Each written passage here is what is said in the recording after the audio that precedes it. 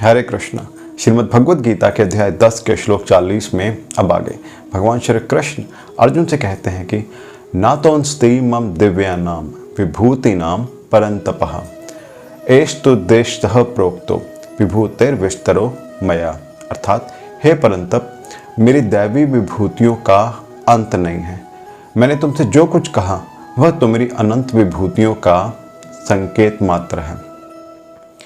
जैसा कि वैदिक साहित्य में कहा गया है कि यद्यपि परमेश्वर की विभूतियां तथा शक्तियां अनेक प्रकार से जानी जाती हैं, किंतु उन विभूतियों का कोई अंत नहीं है।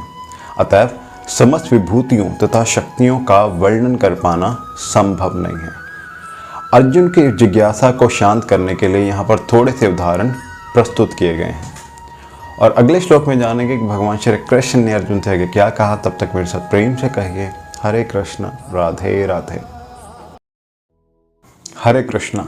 श्रीमद् भगवद गीता के अध्याय 10 के श्लोक 41 में अब आगे भगवान श्री कृष्ण अर्जुन से कहते हैं कि यद्यद विभूति मत्सत्वम श्रीमत् ऊर्जित में वव तत्तदेवावगच्छत्वम मम तेजोम शतंभवम। अर्थात तुम्हें जान लो कि ये सारा ऐश्वर्य, सौंदर्य तथा तेजस्वी सृष्टियाँ मेरे तेज के एक स्फुलिंग मात्र से उद्भूत हैं।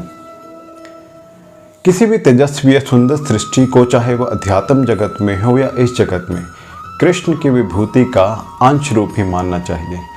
किसी भी अलौकिक तेज युक्त वस्तु को कृष्ण की विभूति समझना चाहिए। और अगले श्लोक में जानेंगे कि भगवान श्री कृष्ण ने अर्जुन से आगे क्या कहा। तब तक मेरे साथ प्रेम से कहिए हरे कृष्णा राधे राधे। भगवान श्री कृष्ण अर्जुन से कहते हैं कि अथवा बहु नैतेन किम ज्ञातेन तव अर्जुन विष्ठभ्य हमिदम कृष्णम मे कांक्षेन स्थितो जगता।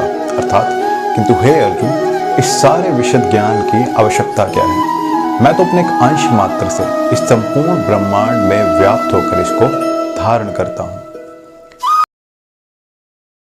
श्रीमद् भगवद गीता के अध्याय 11 विराट रूप के पहले श्लोक में अब आ गए अर्जुन ने भगवान श्री कृष्ण से कहा मद अनुग्रहाय परमम गुह्यम अध्यात्म संगीतम यत्पुयोक्तम वचस्तेन मोहयम विक्तो मम। अर्थात अर्जुन ने कहा, आपने जिन अत्यंत गुह्य आध्यात्मिक विषयों का मुझे उपदेश दिया है उसे सुनकर अब मेरा मोह दूर हो गया है।